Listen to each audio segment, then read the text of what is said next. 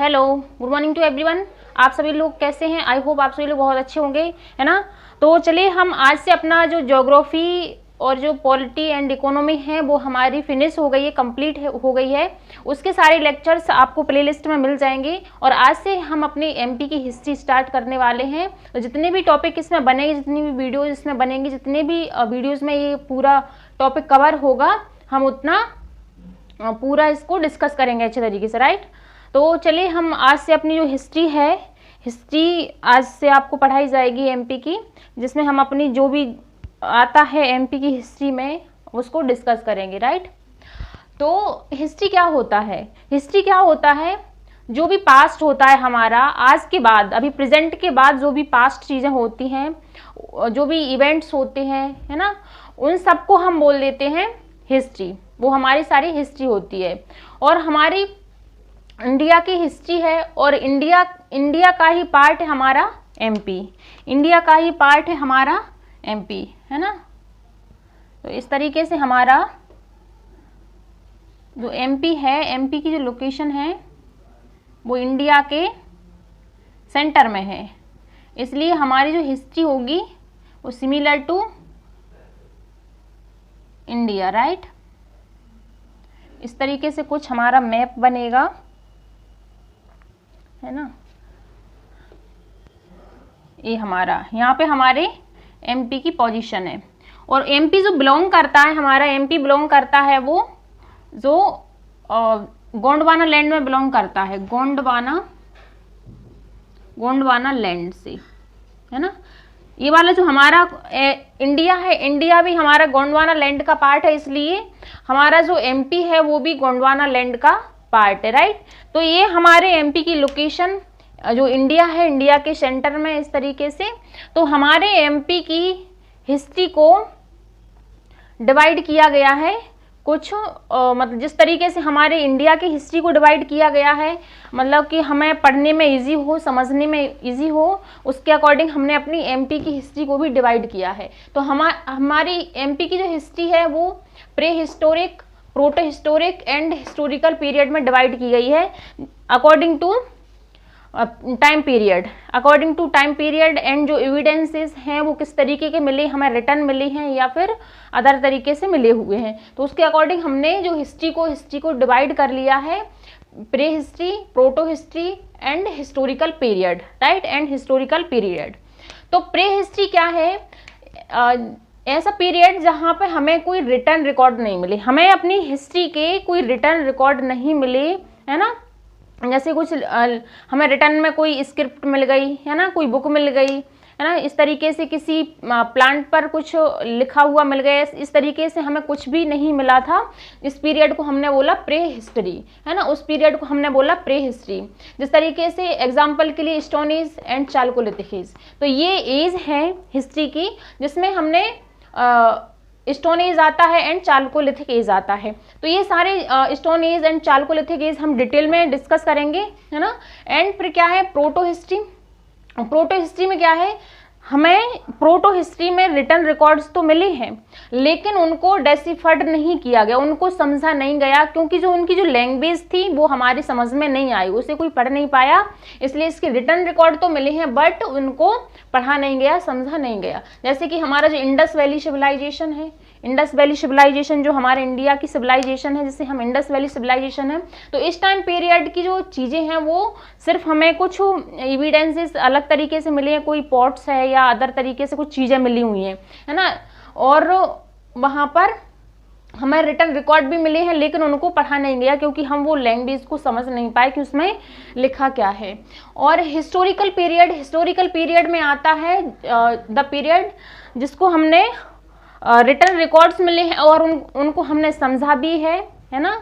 तो वो जैसे कि हमारा वैदिक एज है, हमें बहुत सारे लिटरेचर यहाँ से मिले हैं वैदिक एज के बाद, है ना, वैदिक एज और उसके बाद की जो भी हिस्ट्री है और अभी तक की हिस्ट्री है वो हमें सारी हिस्टोरिकल हिस्ट्री में आती है ना।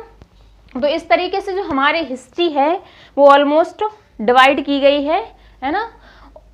तो ये हमारी हिस्ट्री। राइट। और अब हम देखेंगे ये जो pre history, proto history and historical period को हम एक एक करके डिस्कस करेंगे। हिस्ट्री में हमें यही पढ़ना है, जो भी चीज़ें आती हैं हमारी प्री हिस्ट्री में कौन कौन सी चीज़ें आती हैं, स्टोन एज में कौन कौन से स्टोन एज को किस तरीके से डिवाइड किया गया है, चालकोलिथिक है ना, एंड प्रोटो हिस्ट्री में आता है जो भी हमें इंडस वैली सिविलाइजेशन को पढ़ेंगे इसमें, और हिस्टोरिकल पीरियड में हम पढ़ेंगे वैदिक एज, और उसके बाद वाला जो पीरियड है वो हम पूरा हिस्टोरिकल पीरियड में पढ़ेंगे, है ना। तो इस तरीके से जो हिस्ट्री है ना, वो हमारे एमपी की हिस्ट्री रहेगी। और एमपी में जो कौन कौन सी साइट पाई गई हैं हिस्ट्री की, कौन कौन सी साइट पाई गई हैं, कौन कौन से एविडेंसेस हमें यहाँ से मिलते हैं, उन सब के बारे में हम एक एक करके अच्छे से डिस्कस करेंगे, राइट। तो ये हमारे हिस्ट्री के डिविजन्स, राइट। अब हम पढ़ते हैं हमारे स्टोन एज को डिवाइड किया गया है। जैसे कि हमारा फर्स्ट आता है, स्टोन एज को डिवाइड किया गया 3 पार्ट में, है ना। स्टोन एज को डिवाइड किया गया है 3 पार्ट्स में। पहला है पैलियोलिथिक, सेकंड है मीजोलिथिक, एंड थर्ड लास्ट है वो है नियोलिथिक, है ना। Palaeolithic age, neolithic age and mesolithic age and neolithic age, right. तो इस तरीके से हमारा स्टोन एज है, स्टोन एज को डिवाइड किया गया है। पैलियोलिथिक में जो अर्ली पीरियड रहता है स्टोन एज का, मीजोलिथिक मतलब मिडिल का पीरियड रहता है स्टोन एज का, एंड नियोलिथिक मतलब लेटर स्टोन एज आता है, राइट। तो इस तरीके से हमारी जो हिस्ट्री है, हमारी हिस्ट्री के जो स्टोन एज को डिवाइड किया गया है पैलियोलिथिक, मीजोलिथिक एंड नियोलिथिक को। और ये हमारा जो पार्ट आता है पूरा प्री हिस्ट्री में आता है। हमारी प्रोटो हिस्ट्री से पहले का जो पार्ट है वो है प्री हिस्ट्री, उसका ये पार्ट है। तो अब हम इन जो 3 टर्म है यहाँ पर इनके बारे में पढ़ेंगे, और जो चालकोलिथिक एज क्या है, क्या इसका टाइम पीरियड है, कौन कौन से एविडेंसेस यहाँ से मिले हैं, उन सब के बारे में हम नेक्स्ट पढ़ते हैं, राइट।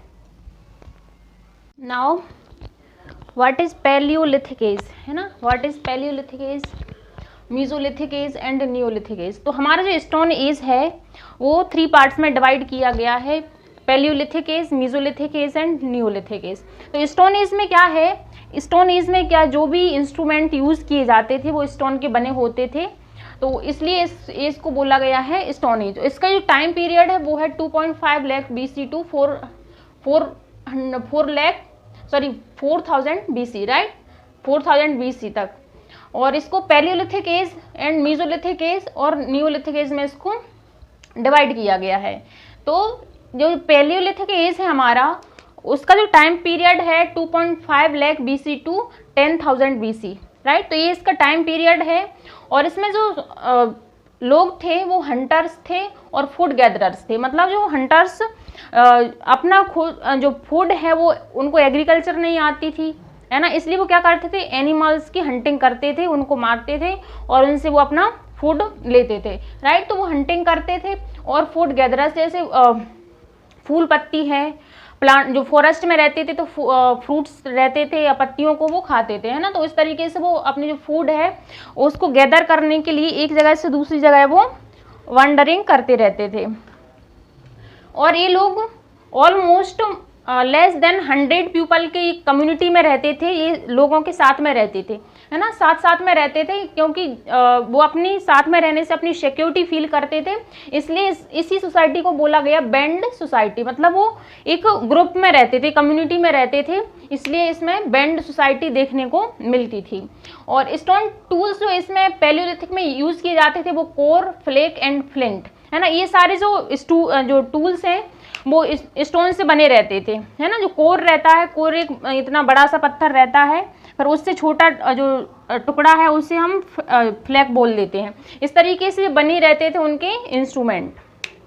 और मेन साइट देखने को मिलती है हमारे एमपी में वो है नर्मदा रिवर, चंबल रिवर, सोनार रिवर, पार्वती, बेतवा, हिरन एंड बैनगंगा रिवर्स। तो ये सारी रिवर्स हैं जहाँ पर हमें इसकी साइड हमें देखने को मिलती है कि इसकी पैलियोलिथिक एज की जो एविडेंस है वो हमको मिले हुए हैं, राइट। तो ये था हमारा पैलियोलिथिक एज के बारे में।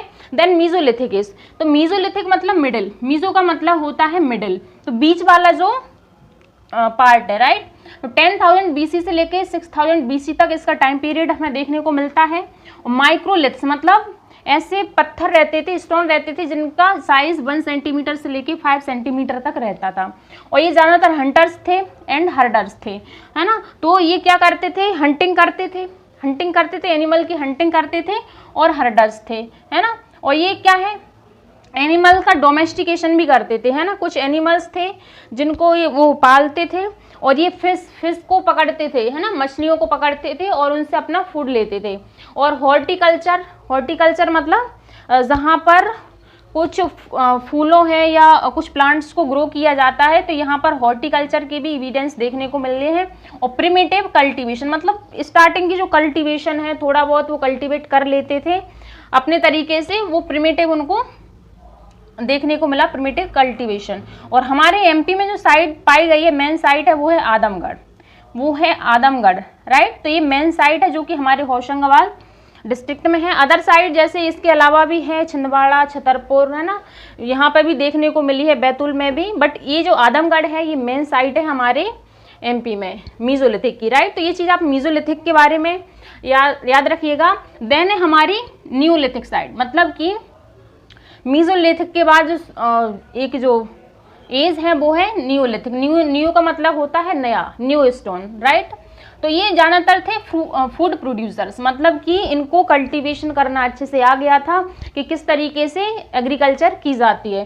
तो इसका जो टाइम पीरियड देखने को मिलता है वो 6000 से 4000 BC के बीच में, और ये एग्रीकल्चर करते थे और rice, barley, millets and Vitz जैसी जो क्रॉप्स थी उनका कल्टीवेशन भी करते थे। और डोमेस्टिकेशन करते थे एनिमल्स का, जैसे गोट, शीप एंड कैटल, है ना। गोट, शीप, कैटल्स का ये डोमेस्टिकेशन करते थे और उनका यूज़ करते थे फूड के लिए, मीट के लिए।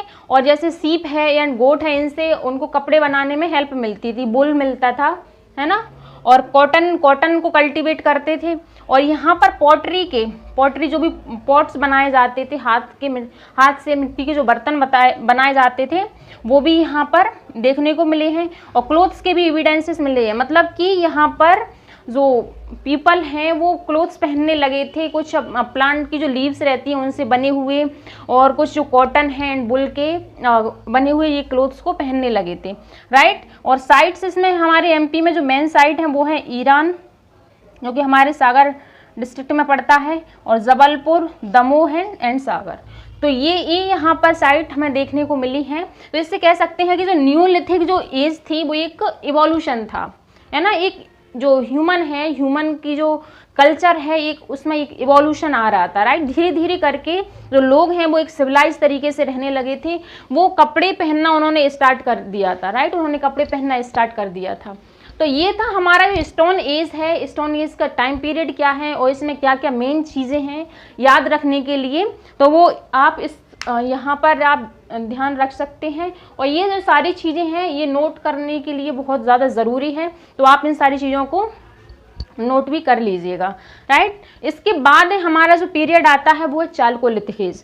चालकोलिथिक स्टोन एज के बाद आता है चालकोलिथिक। तो चालकोलिथिक एज में क्या है, स्टोन के साथ साथ लोगों ने, ह्यूमन ने कुछ मेटल्स का यूज़ करना स्टार्ट कर दिया था, जैसे कि कॉपर, है ना। कॉपर एक सबसे पहला मेटल था जिसको ह्यूमन ने यूज़ करना स्टार्ट कर दिया था, तो वो हमें देखने को मिलता है चालकोलिथिक एज में। तो जो भी इंस्ट्रूमेंट बने रहते थे वो उनके कॉपर से बने रहते थे, है ना, कॉपर से बने रहते थे, जिसका यूज़ वो हंटिंग में करते थे या एग्रीकल्चर में करते थे, राइट। तो ये था हमारा पूरा जो स्टोन एज है, ये था हमारा स्टोन एज, राइट। और इससे आगे नेक्स्ट जो हम पढ़ेंगे इंडस वैली सिविलाइजेशन या फिर और आगे, वो हम नेक्स्ट वीडियो में देखेंगे। इसी तरीके से जो हमारी सीरीज चलेगी एमपी की हिस्ट्री की, वो कुछ वीडियोस में कवर कर दी जाएगी, राइट। तो आपको लेक्चर अच्छा लगता है तो आप लेक्चर को लाइक कीजिए, शेयर कीजिए एंड कमेंट कीजिएगा, है ना। तो चलिए आज के लिए इतना ही। Thank you to all of you.